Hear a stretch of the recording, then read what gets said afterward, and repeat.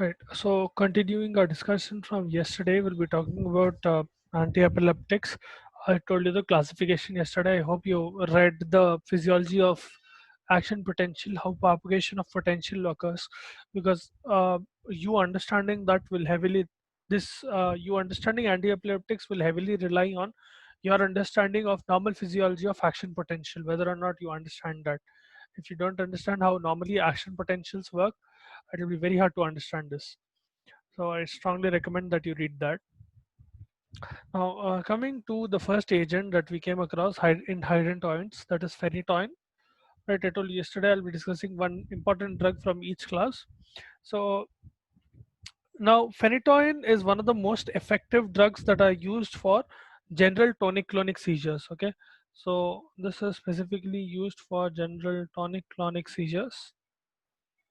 As such, phenytoin is a very popular drug, very popular kind of anti-epileptic, which is given quite a lot. The main, what do you call it, will work on general tonic-clonic seizure as well as partial seizures. Partial seizures. The main mechanism of action of phenytoin is blocking sodium channels. All right, now if you know your action potential, you know that influx of sodium ion will cause change in potential, internal potential, because of which your action potential is triggered. Now, when you have excessive amount of vertical potential being triggered, that is when you have a seizure. So if you want to stop a seizure, you can simply stop the sodium channel, or you can block the sodium channel. Phenytoin does exactly that. So it will do two things. If I write it down, mechanism of action of phenytoin will look something like this. So one thing your phenytoin will do is,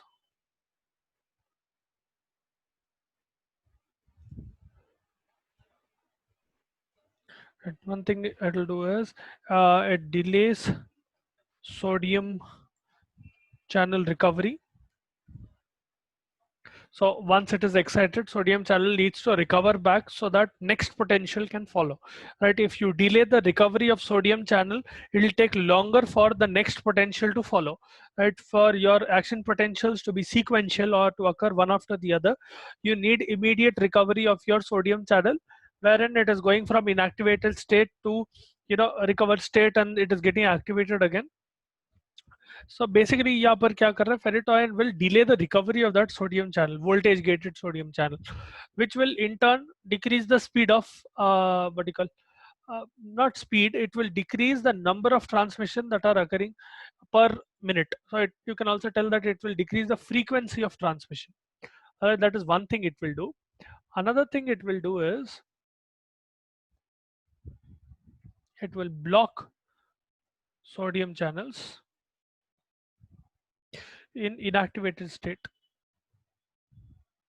Now your sodium channel, as you know, will stay in three different states in during your action potential. It will keep on hopping between inactivated state, active state, and intermediate state. So in any case, what this fellow will do is, in an activated state, no matter the amount of potential, or no matter the amount of charge you give, or no matter the amount of threshold you reach, your sodium channel will not open. Meaning during that period of time, this will relate to your refractory period in a way. During that period of time, no matter how much amount of potential comes in, it will not, no matter how much amount of vertical trigger comes in, no action potential will follow. All right, so that is the inactivated state of your sodium.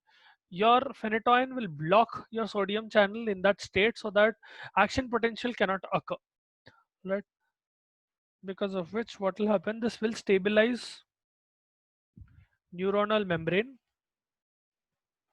Now, यहाँ पर in epilepsy, our main problem is continuous action potentials which are not being controlled at all. So here you are giving a chance for your neuron to stabilize, to stop and wait. Okay? In epilepsy, that is a big problem, especially in seizures. You have continuous firing, right? Misfiring specifically. Because of continuous firing, the person is undergoing an epileptic disorder, or they are undergoing seizure. So you're trying to stop that. This will in turn, so when it is stabilizing your neuronal membrane, it will inhibit repetitive motion, repetitive action potential generation. So action potentials are not repetitively generated, because of which seizure can be abated. That is how your phenytoin will work, the basic mechanism of action of phenytoin. Two important function it is doing here is it is delaying sodium channel recovery, and it is blocking sodium channels directly, both of which will cause stabilization of your neuronal membrane. It will not let more action potentials be generated. You need continuous influx of sodium and influx of potassium and all of that for action potentials to continuously be generated. If there is blockage of one particular pathway, you will not find action potentials being propagated, or at least they will slow down for a bit, okay, giving you chance to control seizures. All right. So this is your mechanism of action of phenytoin. Coming to PK, pharmacokinetics of phenytoin, this is poorly water soluble. It will not solubilize properly in water, because of which the absorption is also quite slow. All right, it will take a long time for the drug to get absorbed, and 90% of the drug is bound to plasma proteins. I think it is very highly bound to plasma proteins. So it will be very hard in case of toxicity to get it out of the body, because it latches on to your plasma proteins so well, albumin and globulin specifically. It will be hard in case of toxicity to remove that drug from your body. That is what plasma protein binding indicates. Coming to its toxicity, phenytoin, if you are giving it with valproic acid, it will become very toxic, because valproic acid might cause phenytoin toxicity as it competes with what you call the plasma protein binding site with phenytoin. So what will happen is phenytoin will start getting accumulated in large amounts in your blood. So initially, whenever I, as a doctor or someone gives a dose of phenytoin, they are thinking that okay, normally phenytoin is 90% plasma bound, so I have to give a certain drug dose for it to show its effect. If I already know that 90% of it will get absorbed or it will get attached to plasma proteins, I will have to give a slightly high dose so that I can see effect from wherever I want. So let's suppose I take it over a graph. I know it is getting bound by plasma. So what I will do is I will give a slightly higher dose so that I can reach this peak quickly. And from here on out, what will happen is the plasma protein binding slowly, as the amount of drug decreases in blood, those plasma proteins will lose the phenytoin. So if a drug is bound by that plasma protein, let's suppose this is the drug, this red particle is the drug. If it is bound to a plasma protein, the drug will not work. Obviously, we studied this in general pharmacology. What will happen is, depending on the drug's concentration in blood, plasma proteins will slowly lose the phenytoin. So this will detach, all right, depending on its concentration in blood. If I'm giving a slightly higher dose, I will see the effect of the drug from this time. So let's suppose this is time and this is plasma concentration of the drug. All right, at one point of time, at this time interval, plasma concentration will reach a peak wherein I'm seeing the effects of phenytoin, or in this sense it will decrease epileptic disorder. All right, to a point where it will become plateau, in the sense that I don't have to give any more drug. What will happen is the plasma proteins that have bound this phenytoin molecules, they will start losing the molecules as the concentration of phenytoin decreases in blood. As you keep on using phenytoin, concentration in blood decreases, your albumin and globulin will release the what you call protein. They will release the phenytoin that is protein bound, because of which the concentration in blood is pretty much maintained. At one point, this will go and decrease, wherein you will have to give another dose.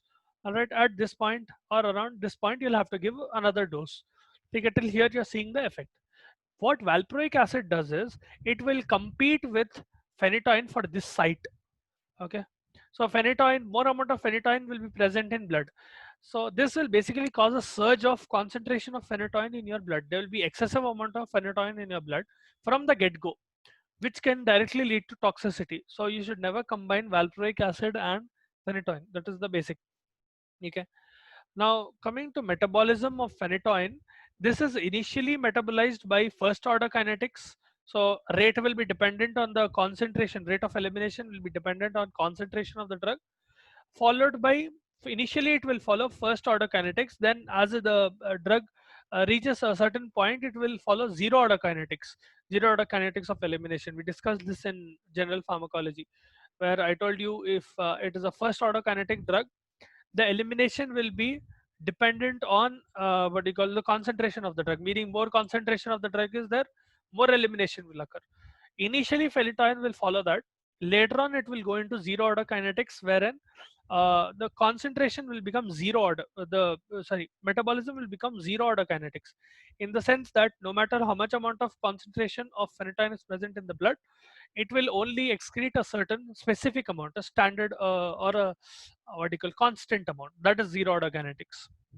Okay, this is called mixed order kinetic drug, wherein it is initially following one order, then followed by another order. Now, phenytoin is an enzyme inducer. If you remember, we had discussed about CYP cytochrome P450 enzymes. These enzymes are microsomal enzymes that are present in your liver. They are responsible for metabolism of several substances, including drugs. Phenytoin is an inducer of this enzyme, meaning it will increase the concentration of this enzyme.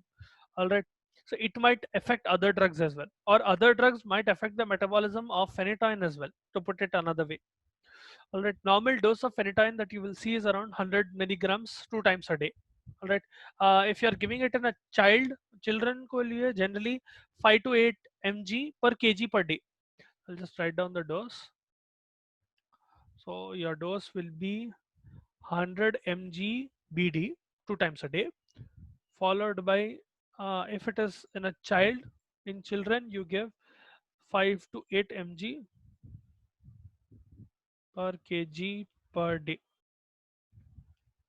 Please feel free to stop me at any time. I'll keep on going at this speed unless you ask doubts. Okay, if you have a doubt, I'll clear again. I'll catch up to this speed. So if I'm going at this speed, I'm basically thinking that you are understanding. If you do not understand, stop me. All right. At any time, please feel free to stop. You can put it in the chat. You can directly ask a doubt there. Either way. Coming to adverse effect of phenytoin, adverse effects, some specific adverse effects that you will see is gingival hyperplasia. Gingival hyperplasia basically means that hyperplasia in your gums. Okay, so gingival hyperplasia, that is one adverse effect. आप लोगों को मैं hyperplasia hypertrophy पढ़ाया था क्या pathology में? What is hyperplasia? What is hypertrophy? What is dystrophy? What is metaplasia? I think initial part of हो गया था शायद ना? Yes, sir. Okay. Then gingival hyperplasia basically means that increase in the number of cells in your gum. Gingival means gums. Okay. This is specifically seen in children who have been taking phenytoin for a long period of time. So बच्चों के अंदर who have been taking this for epilepsy, they have an epileptic disorder. Generally, anti-epileptics, the treatment of epilepsy will go on for depending on how the patient is responding, it will go on from 1 year to 5 years. It will go on for a very long time, depending on how well the patient is responding to treatment. Sometimes they even have to take it lifelong. Okay, that kind of thing, like something like asthma. Okay, in some patients, if it is getting resolved, then you can stop giving the anti-epileptic. Okay, these are called AEDs, anti-epileptic drugs. In some textbooks, you will find them like this as well. These refer to anti-epileptic drugs, AEDs. Right. Coming back to the adverse effects, gingival hyperplasia is generally seen in children who have been taking phenytoin for a long period of time and who have very poor oral hygiene. So they don't brush properly, they don't maintain their teeth. In them, gingival hyperplasia can occur because this will tend to go and accumulate in your teeth and your gums specifically. If you're brushing properly and cleaning your teeth properly, flossing at times, then this should not occur. Right, it can be prevented with good oral hygiene. It will generally take 1 or 2 years to reverse the effect of phenytoin if you are not taking care of yourself. Some other specific adverse effects that you will see along with gingival hyperplasia include, I'll just write it as N, that is nausea, vomiting, anorexia, where the patient is not eating food, nystagmus. Nystagmus is basically a rolling of the eyes. It can be horizontal rolling, vertical rolling, or diagonal rolling. Okay, both of the eyes. It can happen independently in two eyeballs, or they'll basically roll their eyes. Okay, in cyclic motions. Just Google what is nystagmus, video of nystagmus. You will understand. They'll keep vertical moving the pupil. That is nystagmus. Involuntary. Okay, they are not controlling it. Another one is it will cause hirsutism. Hirsutism is excessive growth of hair all around your body. and it will cause hyperglycemia. Be very careful when giving phenytoin in diabetic patients. It might also cause osteomalacia in some patients. Osteomalacia basically refers to softening of your bones. Bones will become very soft because of inadequate amounts of phosphate and calcium. Okay, vitamin D levels might also get affected because of phenytoin. In some patients, it will cause hypersensitivity. And another very important point about phenytoin, it is teratogenic, meaning completely avoid it in pregnant women. Alright, phenytoin should not be given in pregnant women because it will cause something called fetal hydantoin syndrome. Basically, what will happen is the fetus or the baby that will be born, they will come out with cleft palate. Okay, just Google what is cleft palate. Their palate, the upper palate specifically, will have a cleft. It will not be joined completely together. That will happen. It is also called hair lip. Okay, HARE. It will look like the lip of a rabbit. Agar upper lip of a rabbit dekhe to it has a pretty prominent distinction, right? It will be in two different halves. Something like that will happen if you give phenytoin to a pregnant lady. It might even lead to microencephaly, wherein the size of the head is small of the offspring. Okay, who is being born. Toxic doses of phenytoin can also cause cerebellar and vestibular effects. So be careful in that sense. Now, coming to uses of phenytoin, specific uses of phenytoin will be, this is not used for absence seizures. It can be used for all types of partial seizures except absence seizures. It can be used for general seizures, specifically grand mal seizure. We went over what is grand mal seizure yesterday. Tonic clonic seizures को बोलते हैं grand mal seizures.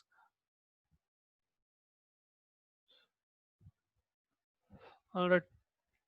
It can also be used in trigeminal neuralgia.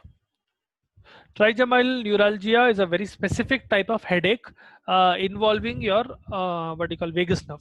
Okay? Just you don't need, it is not there in your portion, but it is a very specific type of headache. Okay, trigeminal neuralgia. It is a neuronal problem because of which severe headache will happen all over your face and head. All right, to the point that the patient will be very sensitive to touch as well, and they will have debilitating pain. It can also be used for status epilepticus.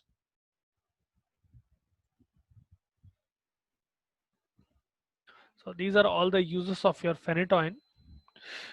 Specifically, some drug interactions that you need to keep in mind is carbamazepine. Okay, one of the drugs that we discussed yesterday, immunostilbene. Mein.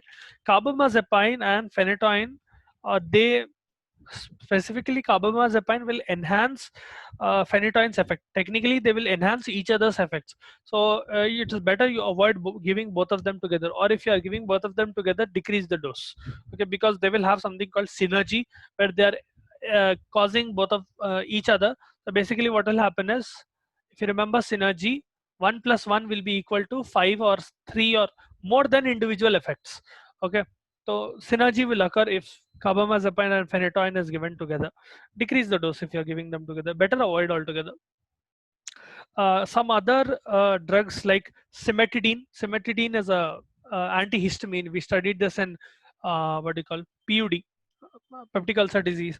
PUD is a what do you call cimetidine, ranitidine, famotidine. We studied this in H2 blockers. Right, it decreases acid. This and chloramphenicol. Chloramphenicol is a very special type of antibiotic. We'll discuss about it when we come into antibiotics.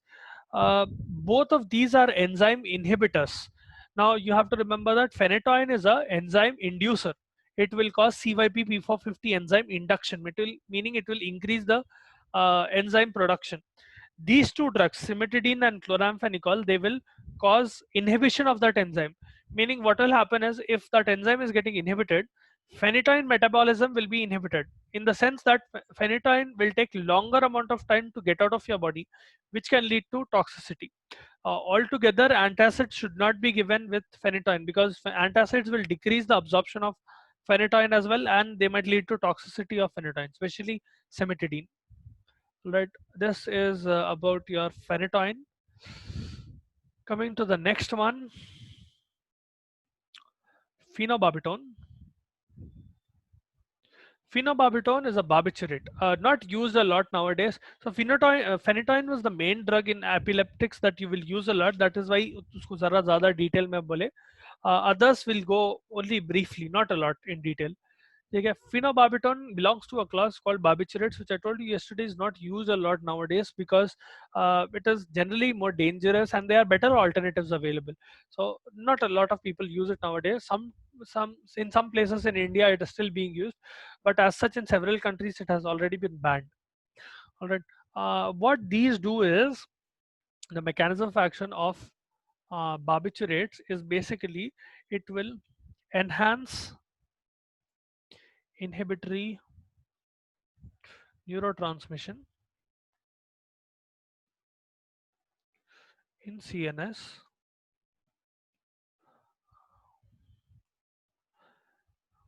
One second. Yeah, in CNS by enhancing the effects of GABA receptor, specifically GABA A receptor. That A is subscript. I'm just writing it small so that you understand. It is one particular protein on your GABA receptor. Yesterday I told you GABA is a very important inhibitory neurotransmitter that is present near your neurons so that it can inhibit the function of neurons. Whenever there is excessive stimulation, your GABA is released so that it can give a break to your neurons in between. All right. Yesterday I also told you that there are two main ways through which you can treat epilepsy. One is in which you are decreasing excitation. The second one is you are increasing inhibition. Either way, you are stopping excessive stimulation of your what do you call neuron. That is how that those are the two main ways through which you can treat epilepsy.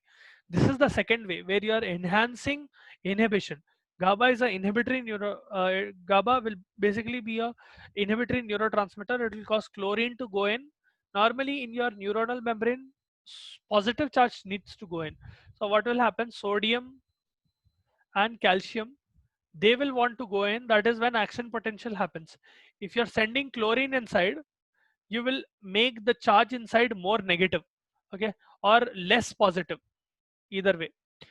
If you want action potential to occur, the inside your neuron, inside the membrane of your neuron, it should be more positive. It should be around minus 55 millivolts threshold potential. If you're inducing chlorine, what will happen is this number will go down. So basically it will go, let's suppose it is going even up to minus 70 millivolts, you will not have action potential. All right, that is what GABA does. It will facilitate the opening of chlorine channels. GABA channel itself is a chlorine channel. If you stimulate GABA receptor, it will cause GABA will go and attach, because of which chlorine will go into the neuron and action potential stops. So phenobarbital will specifically facilitate that. It will enhance the effects of GABA, right? GABA receptor activation and facilitates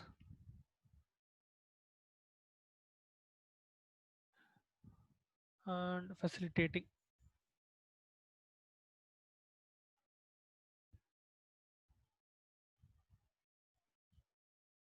GABA mediated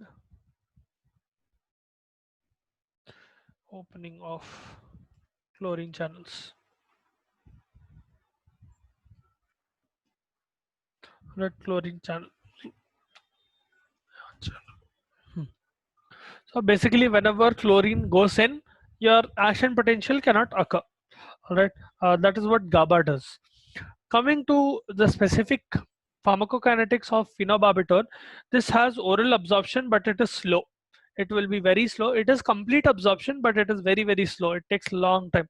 It is 50% plasma bound, whereas phenytoin was 90% plasma bound. This does not have as much plasma binding capacity as phenytoin, so lesser chance of toxicity in that respect. This is a microsomal enzyme inducer like phenytoin. All right, so you have to be careful of some drugs that you can give with this, right? Specifically cimetidine, chloramphenicol, and some of those warfarin. It will change the effect of those drugs, and those drugs might change the effect of phenobarbital. It might enhance that effect or decrease the effect depending on whether or not they are inducer or inhibitor. All right, coming to specific adverse effects of these phenobarbital, of this phenobarbital. You will have sedation. This can be helpful if you're trying to sedate the patient. So this drug is also used as a sedative. I told you yesterday sedatives is a different class for you altogether. We'll discuss that in this CNS drugs, but it will cause sedation. Over usage can lead to tolerance. Okay, tolerance by prolonged usage. Something like alcohol, as you keep on using what do you call phenobarbital for a long period of time, you will need more and more amount of dose because you are developing tolerance to that drug. All right. The same as an alcoholic, they will need to drink more and more amount of alcohol to get the same effect. All right.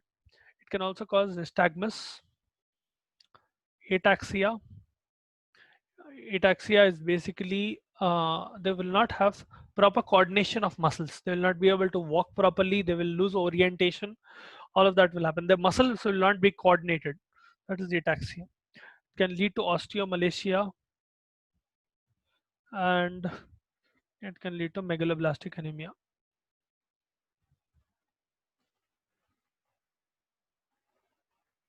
क्या वो connection loose हो रहा क्या तुम लोगों का बार बार बाहर अंदर? Right. These are the specific adverse effects of phenobarbital. Coming to uses, it can be used in the grand mal seizures as well as partial seizures.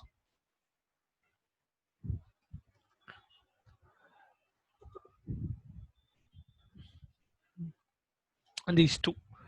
Coming to the next drug, carbamazepine,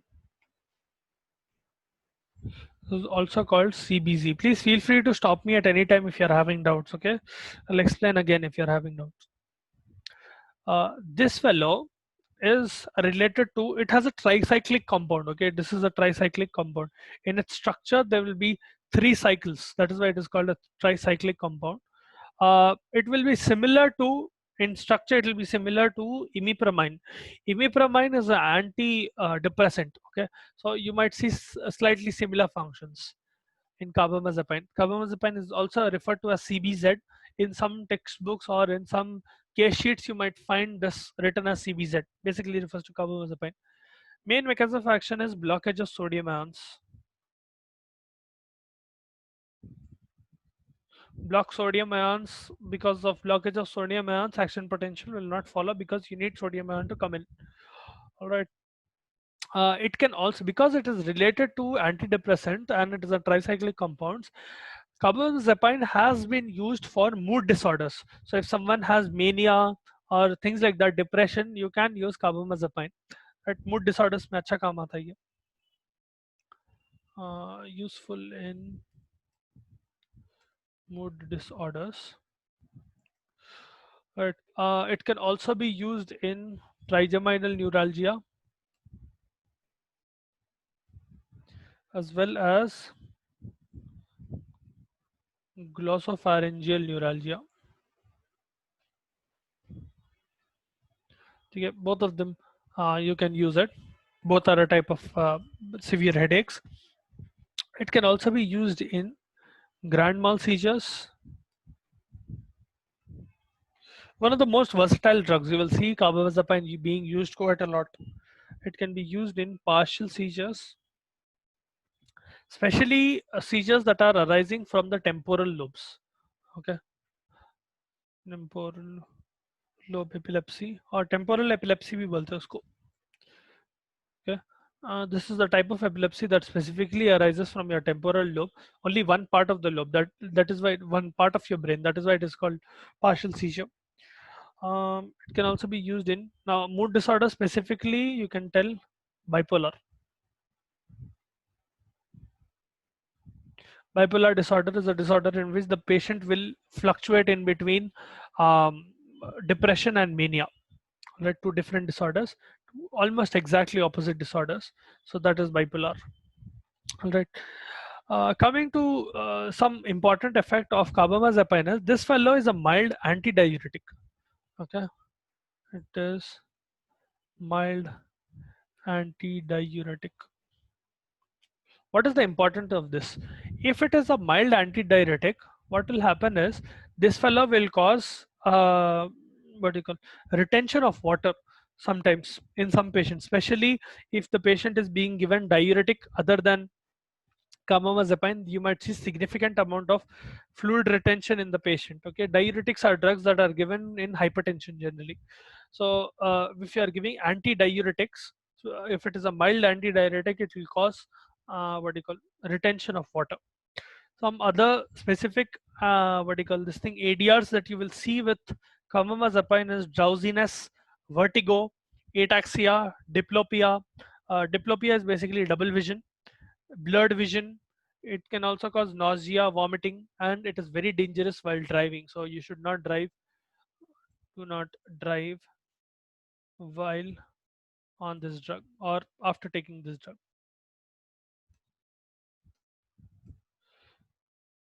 Okay, some of these drugs, when which we are discussing in epileptics, anti-epileptics, you should not drive after taking them. Okay, it will cause significant amounts of drowsiness and sedation.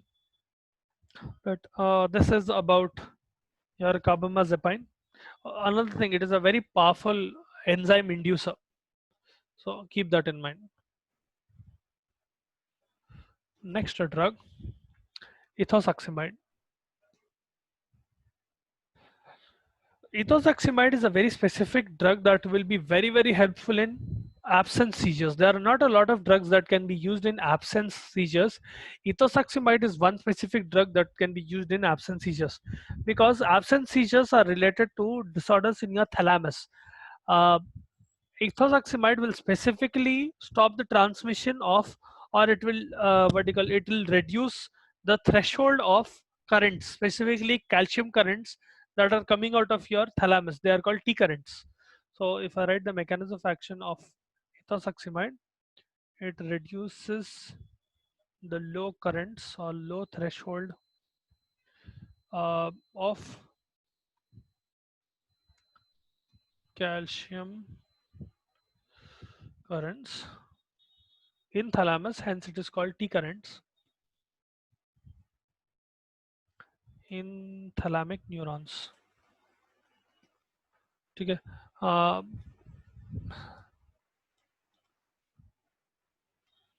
Excellent for absence seizures.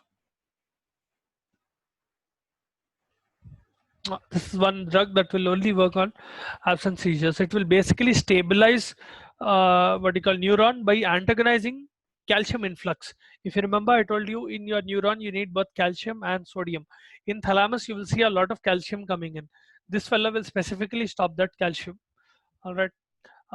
Specific pharmacokinetics of this drugs is it is absorbed completely on oral absorption. If you give an oral dose, it will get absorbed completely and it is metabolized by your liver.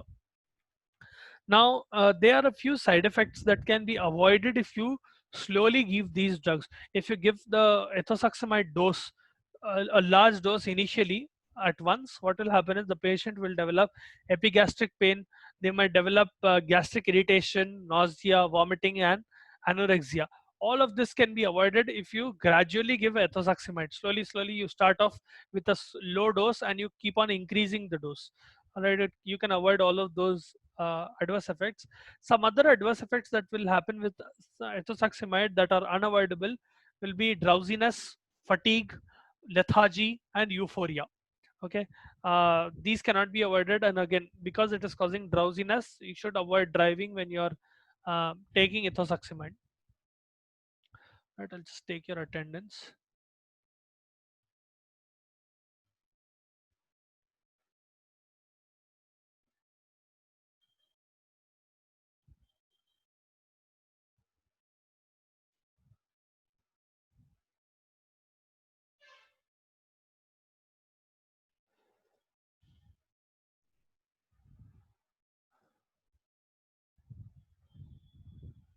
21/7/2020. Before reading these anti-epileptics, please make sure that you are going through the physiology of your action potential, how it works, how it is generated, all of that. ठीक है ना. अगर वो समझ में नहीं आया तो ये बहुत मुश्किल होती पढ़ना. Anusha, Shanti, Lakeshwar, Maria and Mamata, Odia.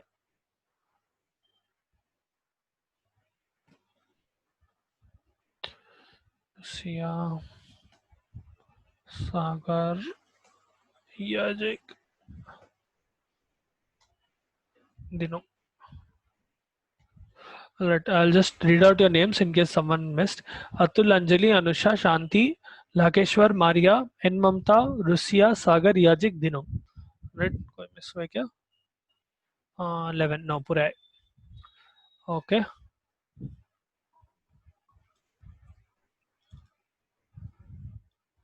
Right. Coming back to drugs.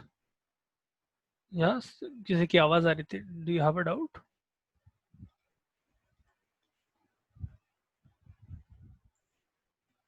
The next drug that we'll be discussing is valproic acid. Now, valproic acid is basically this is specifically used for your absence seizures. Can be used, not as good as ethosuximide, but it can be used. Absence seizures. It can also be used for other partial seizures and grand mal seizure. Grand mal seizure. All right. The mechanism of action of valproic acid is actually multifold. There will be several ways it will act. It will block sodium channels. It will increase GABA level, because of which inhibition increases. All right. It will basically increase the synthesis of GABA, and it will decrease the metabolism of GABA. If metabolism of GABA decreases, level of GABA increases. If synthesis of GABA increases, level of GABA increases. Both of which will cause what do you call inhibition of action potential or inhibition of transmission. ठीक है, action potential transmission, blockage of sodium channels, and it will decrease low threshold calcium currents, meaning it will decrease T currents like ethosuximide. So it will work by these three mechanisms. Now, because of this, valproic acid is a very popular kind of what do you call anti-epileptic, used quite a lot. This and phenytoin. There's phenytoin, carbamazepine, less for epilepsy. You will see carbamazepine for others. Okay, you will see carbamazepine being used for other disorders as well. Once we come across other drug classes, you will understand where all carbamazepine can be used. Here you've read that in particular some mood disorders they can be used, but it has other uses as well. So it mechanism of action increases GABA levels, blocks sodium channel, and it decreases T currents. Okay, like ethosuximide. So it will work on multiple levels. Specific adverse effects of valproic acid will be nausea, vomiting, epigastric distress. It can cause tremors, it can cause sedation, it can cause ataxia. So these are important ones. Tremors, sedation. Don't drive after taking valproic acid. Ataxia. It can cause rashes, quite common, and it will cause alopecia. Alopecia is loss of hair in different parts, patchy loss of hair. That is alopecia. Monitor liver functions very closely when you're giving valproic acid. It can lead to what do you call liver failure or sometimes damage to your liver. So monitor liver function. Yeah. Monitor liver functions. Another very important point about valproic acid is it is teratogenic. Do not in any circumstances give it in pregnant women. Teratogenic. Right. So this is about valproic acid. We'll continue with, we have 3 more drugs. We'll continue tomorrow. All right. We have very little time left. If you understood today's class.